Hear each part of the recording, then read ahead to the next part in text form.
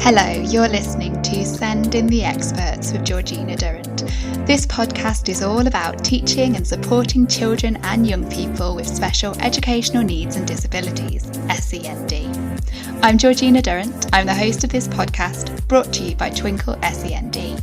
As a former teacher in Senko myself, I wanted to create a platform to share some of the amazing things that my guests are doing to support learners with SEND. So whether you're listening on your commute, tuning in whilst walking your dogs, or curled up on the sofa with a nice cup of coffee, thank you so much for joining it. In this episode, I'm so excited to be joined by Nikki Saunders. Nikki is the creator of a children's book series called the Eddie series, and she is a passionate advocate for the autistic community. She has 2 children and has worked in special education. Nikki very much believes that autistic individuals are the experts, and since the publication of her first book, she has been on a mission to improve provision for autistic children whilst improving awareness of and empathy for the autistic experience in society at large. Nikki's journey started when her son was diagnosed with autism at the age of 3, and she found a lack of inclusion on the bookshelves. She started scribbling social stories for different social situations for him, and then wrote and published her first book called My Awesome Autism. Since then, Nikki has written more books for children with special educational needs and resources for transitional situations. Nikki has also been awarded the Theo Pathetis SBS Award and the Sue Atkins Recommended Rosette. I've known Nikki for a couple of years, and not only is she an incredibly talented author, but she is also a really, really lovely person. We've had many chats over the years via email and Twitter DMs, and I've been so excited for this podcast, not just because I want to tell you all about her and her books, but because I actually get to meet her for the first time, albeit virtually. So hi, Nikki. Hi, lovely to meet you. How's your week been? It's been good, thank you. I cannot believe it's Friday already. The weeks absolutely fly by, don't they? Absolutely. Yeah, very good, thank you. How about yours? Yes, good, thank you. It's the tricky one, is this podcast. We were saying before we started recording, I feel like I know Nikki quite a lot. I've read all her books, we chatted quite a lot, but I've got to pretend in this podcast that I don't know her very much so that we can answer these questions. So can you tell my listeners more about your family then, please? Absolutely. So we're family of 4. We live in Suffolk. I have 2 boys, age 11, nearly 12 in March actually. Crap time upon you. Yeah, birthday's coming, and a 6-year-old as well. Brilliant. And you've got your eldest son is autistic, is that correct? Yeah, that's right.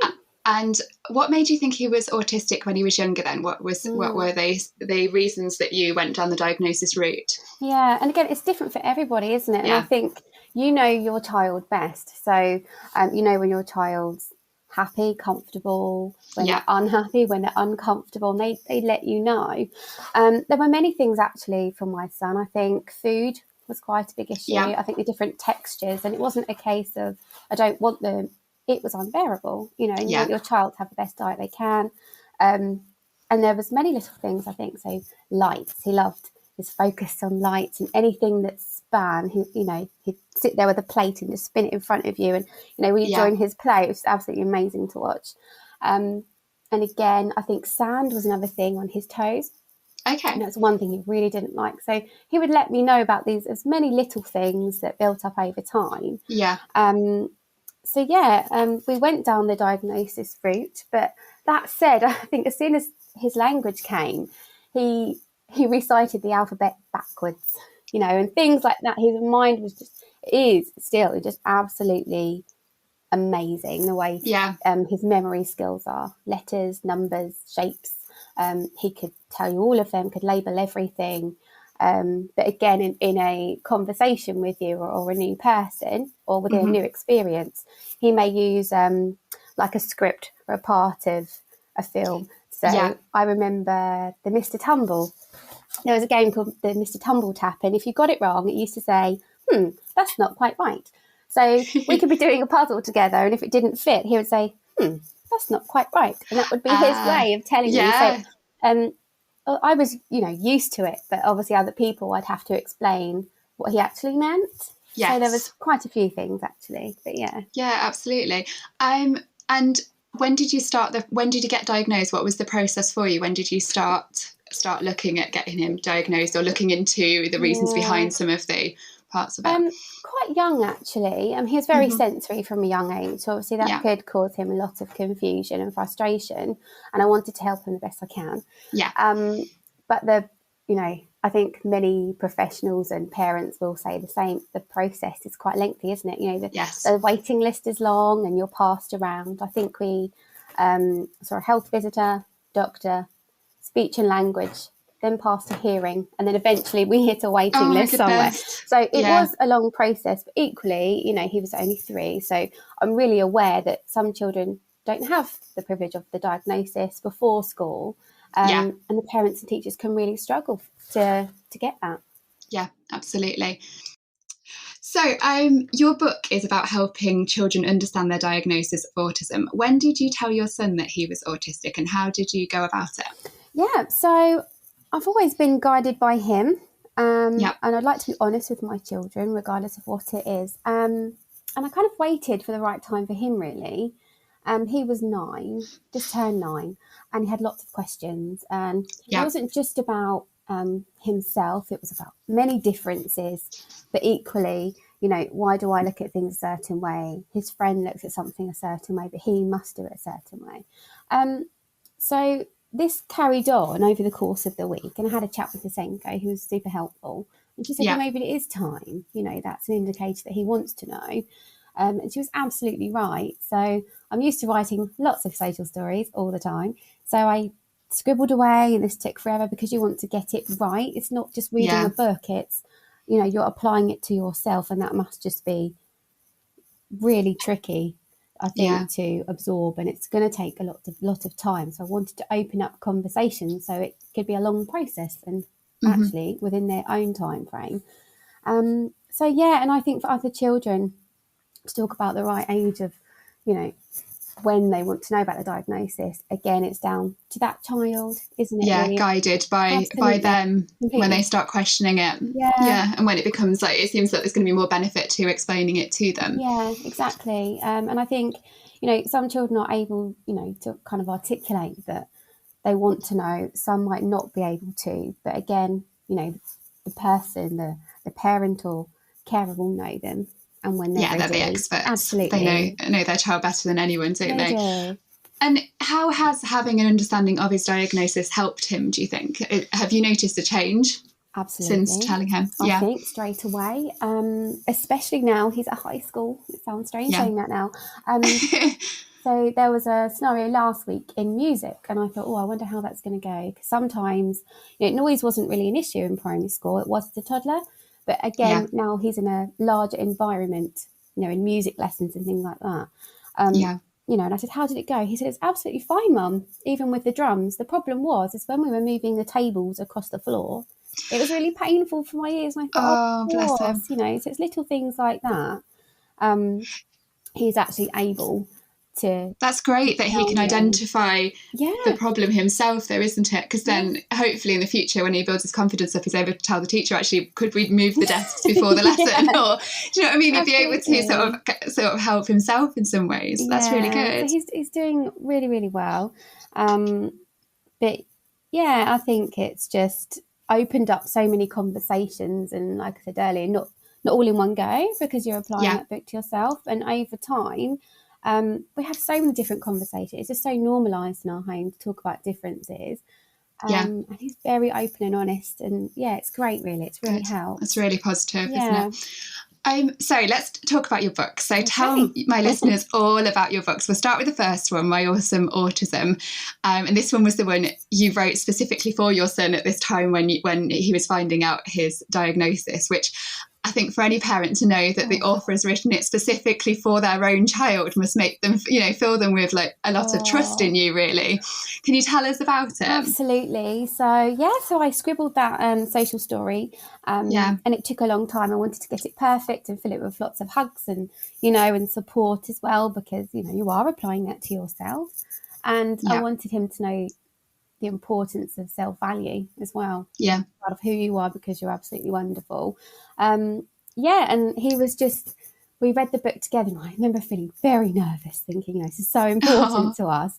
But he loved it, and he said, Mum, I'm not very happy about your stick men. I thought, yeah, you're absolutely right. Your illustrations weren't up to They scratch. weren't, and thank goodness I partnered with a great illustrator after that. So it was brilliant self-reflection, and corrected some of my grammar, which Excellent. I was really pleased. I was like, thank you very much. So he's like your editor as well now, not just the first person to read it. He reviews absolutely everything and the logic in it as well.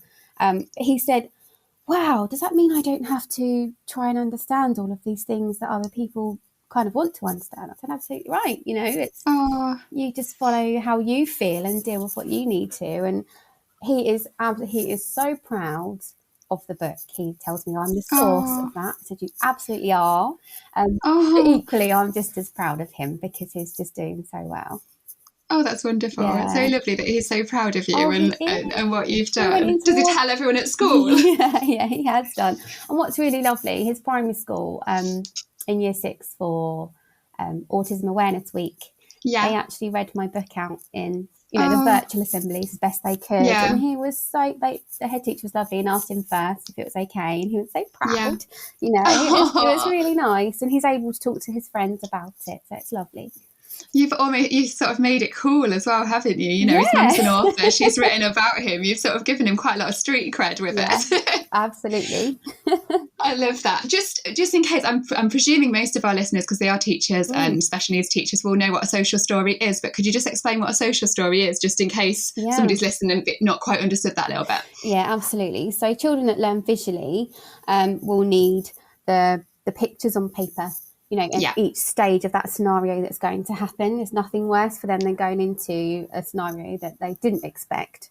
But if they can visualise it first through pictures, it can be stickmen, that's fine. Yeah.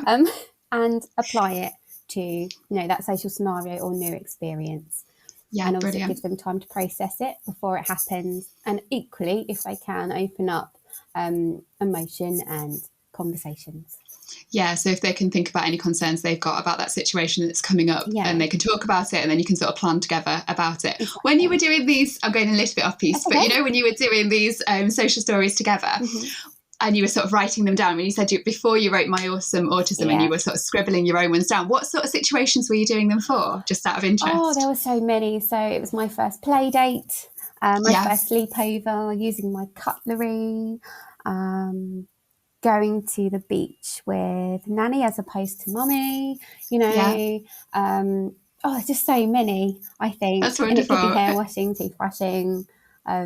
We've done so many, and that was even before I worked in education. I had worked previously with adults who are autistic, but I knew that that's what we needed, and it worked. It was brilliant. Really, really helpful. I was going to ask, if you had understanding of autism before, or if it was because of your autistic child that you developed that understanding, that you had it before as well. Yeah, and obviously, it was just meant to be, I think, and I remember when I was pregnant with him, I was still working with the adults with autism in the community, and along came my little one. So it was obviously meant to be, and that's just been my path for a very long time. I love it. Lovely. So you've also written a fair few more books since then. I feel like you're always churning one out of them. Nikki, you've got so many and they're all brilliant. How many have you written? Lockdown was good for me. I think I've written over 20, I think, but published, I think I have 8.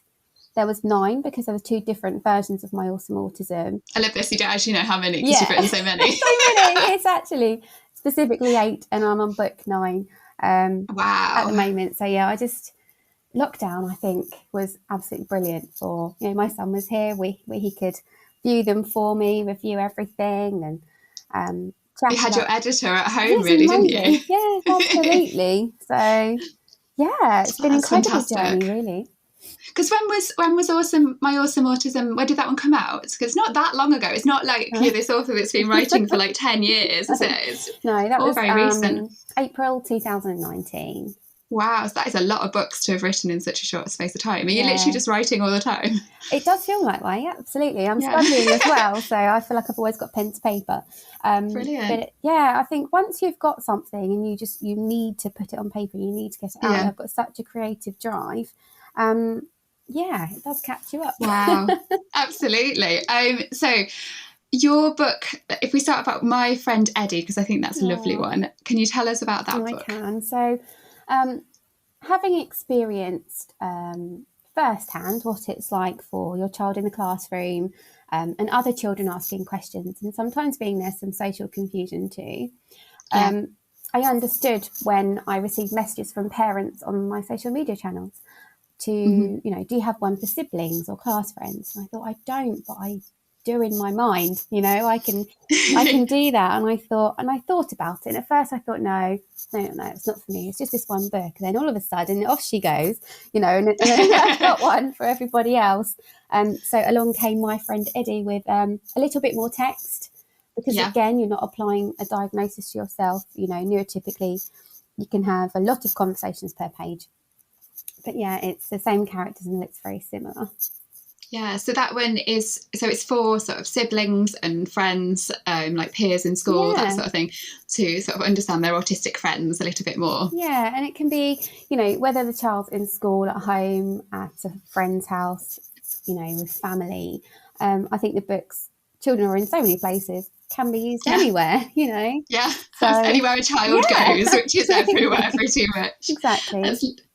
That's wonderful. And you've also done another one called Eddie's Colourful Feelings, which has my favourite front cover. It's a beautiful, has it got a rainbow on it, I believe? Yeah, it's got a beautiful rainbow on the front. What's that one about then? Oh, I absolutely love this one. So my son, there is a name for this and I need to think about what it is, but he would apply different colours to different emotions. Oh, yes. Wow. So if you're feeling sad, it would be purple. Red, if you're feeling a bit frustrated and angry. Yellow, a bit calm, you know, things like this. Green, feel really relaxed and happy. And that was something that was like a shortcut, if you like, for him to explain how he felt and us to take time after that to look at solutions.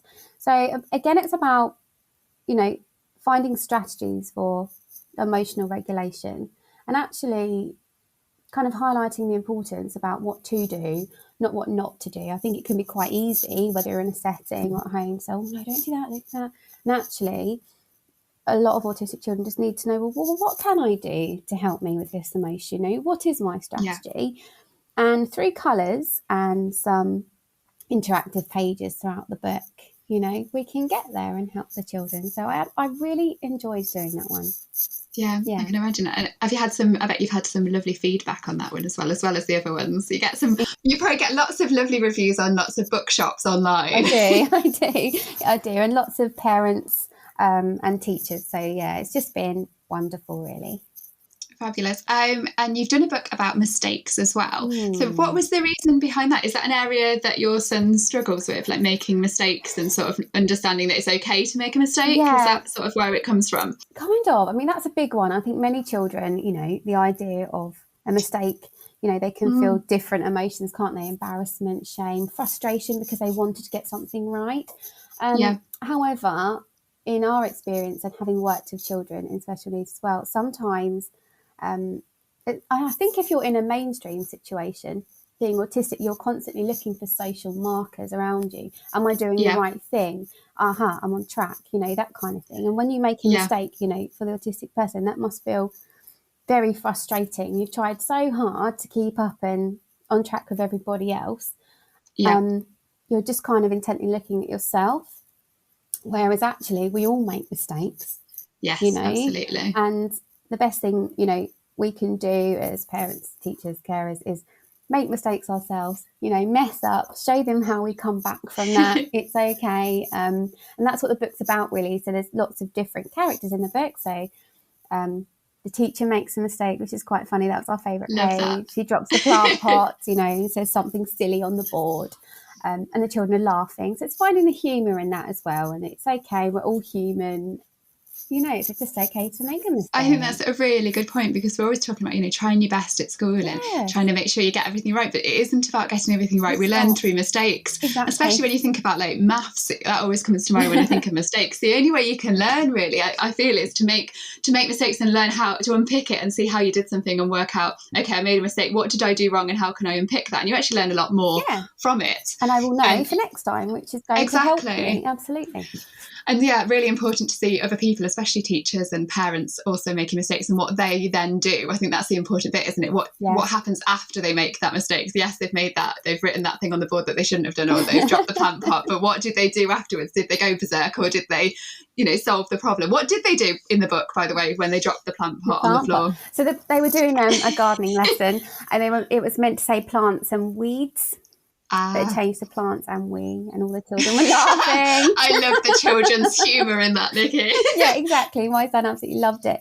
But I think actually as adults, children can be watching us. If we do make a mistake and we go, and we're getting frustrated, oh, look what I've done, then, they can mimic that and think that that's what we do. And actually that's not what you have to do. We can all just go, okay, that everyone makes mistakes. We can learn a lot from children as well. So yes, I love that.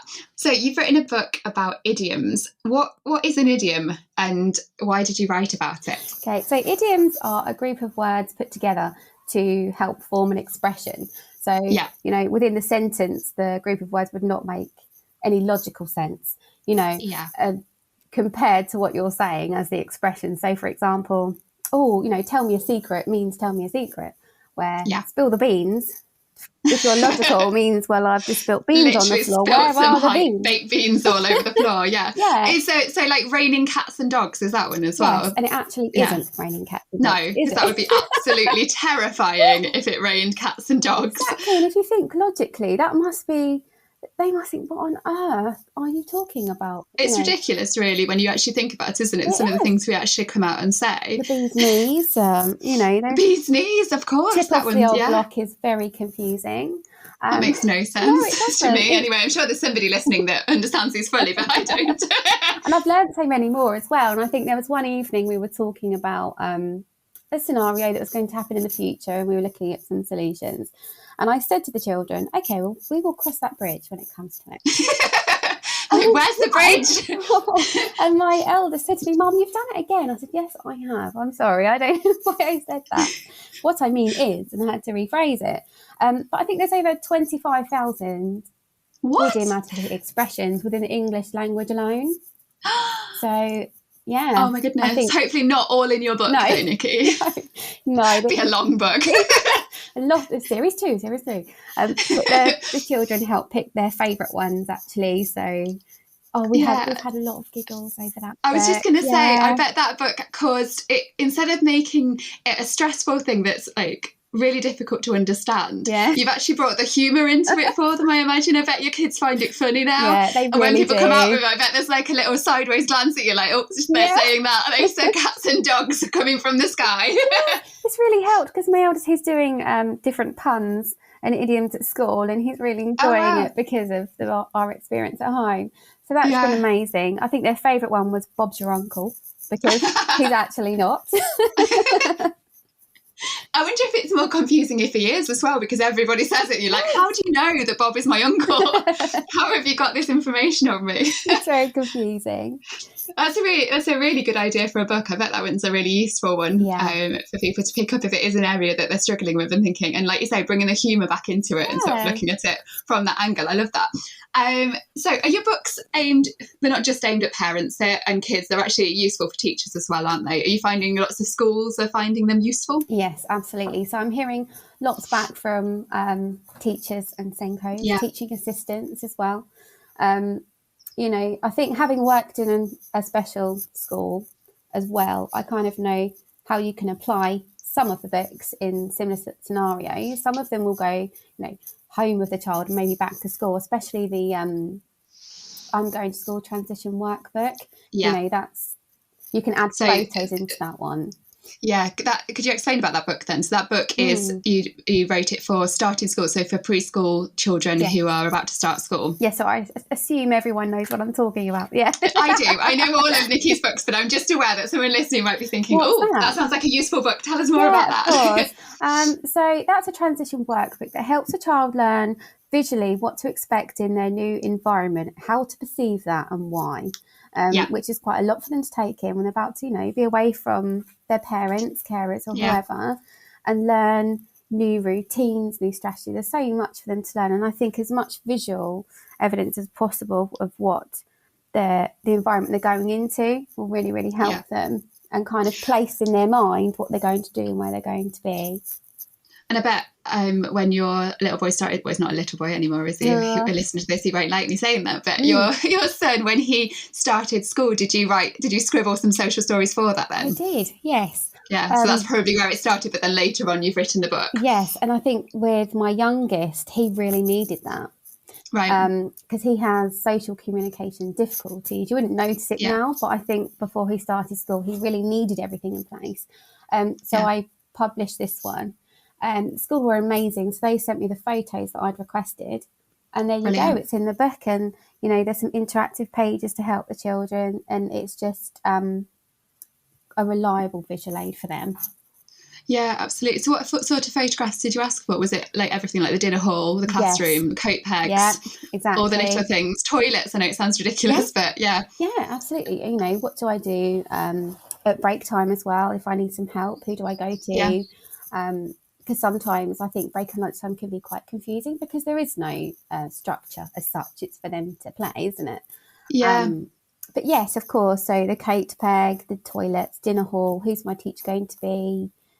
Where will I eat my lunch? Little things like that just help them picture. And I suppose if you've got a language barrier or anything like that as well, that helps, doesn't it? You know, photos are photos at the end of the day, regardless of any language or communication barrier. So yeah, and it's good to prepare anybody. I suppose that book in particular is useful for all children, isn't it? I know personally, if I have to go to a new situation, if I have to go somewhere differently, I would look it up on the internet. I would look where I'm going to park. I would look at, which door am I going to go in to get into this building, and little things like that. And it's the same. We're expecting a lot of children starting school if they haven't, and it's difficult. I know at the moment has been more difficult with COVID, not being able to go into schools as easy for transitions. I know schools are doing brilliantly working around various different ways, but having those visuals and going for it in the summer holidays to show them exactly what's going to happen is super helpful. It is. It's like a sat nav, really, isn't it? You know, that we rely on things like that, maps and everything. Oh my goodness, you should have seen me before sat navs. I used to get so lost.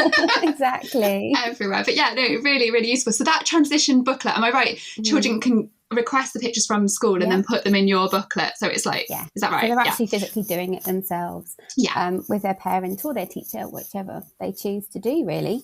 And that has gone down really well. And I think in lockdown, I decided to release the PDFs for free because I thought, there's no point in this book sitting here not helping anybody. Yeah. And I think I was up till 1, 2 a.m. emailing people. I did not expect the response on social media that I got. I have sent out hundreds on email. Oh, bless you. So individually emailing them out to every single person. That's so lovely. And then I found MailChimp at the end of it.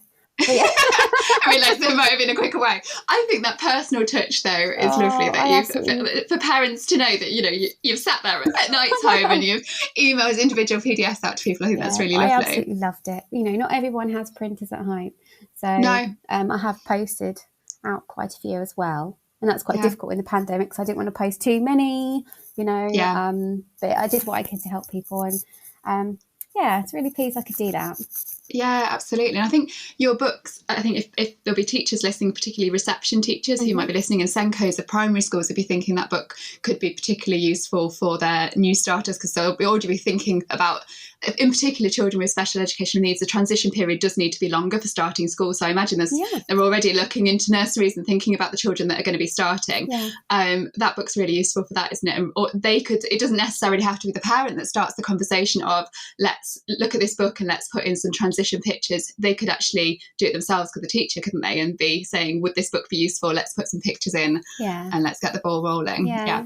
I sent a load to my son's primary school and they use it now, and it's lovely to see that that it's actually working and it's helping people, teachers as well as the children, because it must be frustrating for staff if you're trying to do the best you can to help. And if you've got that go-to between home and school, the child's receiving the same messages, it's just lovely. Yeah, that leads nicely actually to one of my questions I was going to ask about, like supporting between parents and teachers. How do you think parents and teachers can work best together then when sort of like supporting children who are autistic and supporting them to understand their diagnosis in particular? Yeah. Again, I think it's that open communication, isn't it? And keeping the lines of communication open.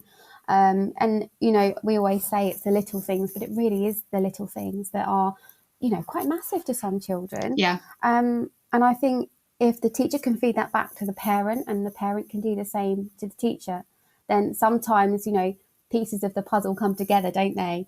And you can kind of problem solve with the child and support them, and, you know, as best you can. So again, I do think that is mainly communication. And like you say, in terms of diagnosis, obviously, if you're using a resource or something from the internet or whatever, making sure that it's done both ends, and you know, keeping a sort of continuity between the two. Absolutely, and keeping in contact as to how it's going for that child, because, you know, week one, you know, the child may not have processed that yet. It could come out in behaviour or communication a bit later. So again, lots of conversation. Everyone needs to be on the same page, and I think it's so important to remember, isn't it, that parents have experienced their child, you know, they've got their child at home, they are the experts, they've had their child at home with them for so many years, at nursery, perhaps preschool, whatever, but they're the ones that spend the most time with them, they know them best. Exactly. And it'd be such a shame for that information not to be fully passed on to teaching staff, and for them to then pass on things that they find, because things can be different in different settings. So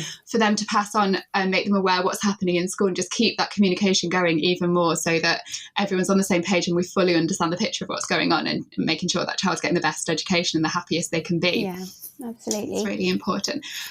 When you were looking for, if we go back to when you were looking for the books and you couldn't find anything that was sort of suitable originally that would explain autism to your child, and you couldn't see, like, they weren't represented in children's books as much. Since then, do you think things have improved? Are there any other books, not your own, that you would recommend? Absolutely. So in 2013, 14, when he was diagnosed, I did have a look around, because I wondered, how do we have that conversation? You know, where do you start? You know, there is little support out there, and I think parents do look to school sometimes, because, you know the child more than any other professional. So I had a look once I'd published mine, and I've actually found some other people on Twitter, and I hadn't known of anybody else, you know, who's had the same scenario and have done the same thing, and it's been so lovely. So you've got the Susie book series. Charlotte Olsen's books are brilliant. Olsen. You have Through the Eyes of Me by John Roberts. That's a really lovely story. The Abilities of Me is a lovely series. Yes. So there's quite, I wouldn't say... Is that Gemma Keir? Yes, is that? Gemma Keir, I think her name is, yes. So I'd highly recommend all of those, because they've had similar ideas from their own experiences, which is amazing. But again, it's not a large group of people. You know, if I wasn't an author and on Twitter, I don't think I would have found anybody. It's only having to go through that experience myself that we've all connected. So it's really nice. Yeah, lovely. And it'd be nice. Yeah, I think there's still obviously a way to go, isn't there? We need more books, you know, more inclusive books on the bookshelves. They need to be standard books rather than ones that you've got to search for on Twitter. Yes, exactly. Absolutely. And it took a while for me to get mine into the bookshop, even though it was published and out there. But I do remember going into a bookshop and asking before I published mine, do you have a book on autism for children? And I think one scenario, the lady said, sorry, we don't stock that sort of book. Now, it wasn't, I think as a parent, you could go, oh God, my goodness, you know. That feel a bit hurt from that, I imagine, as a parent. But again, it's from no fault of that person's own. It was a lack of awareness and understanding, because it's not out in the world yet. You know, we're talking about something new. So I thought, right, there's my determination. Off I go. And it's on your bookshelf now. So and then the next time someone goes up to that lady in that shop and says, have you got any books on autism? She can say, yes, I do. And I know all about them. And here are some brilliant books. Exactly. And I tried a different shop, and the assistant said to us, I have a look in the self-help section. And I thought, no, children need to see, you know, the word autism. It's normal. It's who they are, and to celebrate that as best as they can. So absolutely. That is why it's called My Awesome Autism, because on the front page, that's exactly who they are. Imagine it, you know, if you had your little boy with you and he was stood next to you when you asked about that, and he heard them say, looking in the self-help area, like, that's not a good message. That it should be, yes, it's on the children's bookshelf here. Do you know what I mean? It should be there with all the other books. You know, and I thought, you know, I would rather take that response than, you know, an autistic child or adult, having to hear that, it really did bother me. It's such a passion of mine, and I have a huge compassion for the autistic community. So I thought, no, that will be on that shelf. So that's the reason. Another reason we published it, really, to help others. No. Good. So I don't know if I'm allowed to ask this, so you can just tell me now. What's next? What's next for Nikki Saunders? Oh, that's fine. You can ask. It's fine. So I've currently partnered with a production company. Is this exclusive, by the way? Is this an exclusive for the podcast? Is this exclusive news?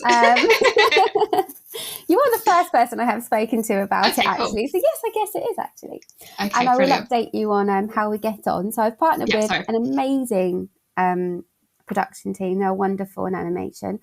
And so we've done the pilot for a new idea we have. Well, it's kind of based on the books anyway.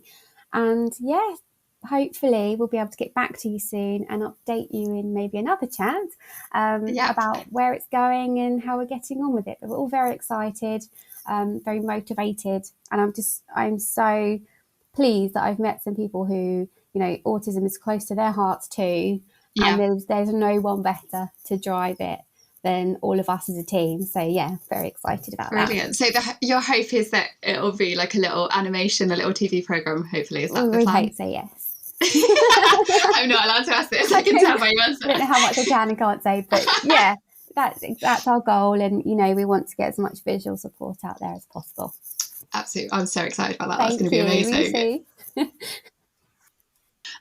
Just if there's teachers listening and they have autistic, which they will do, have autistic children in their class, have you got any top tips? I know we said about communication, but have you got any other top tips that they could take away from this?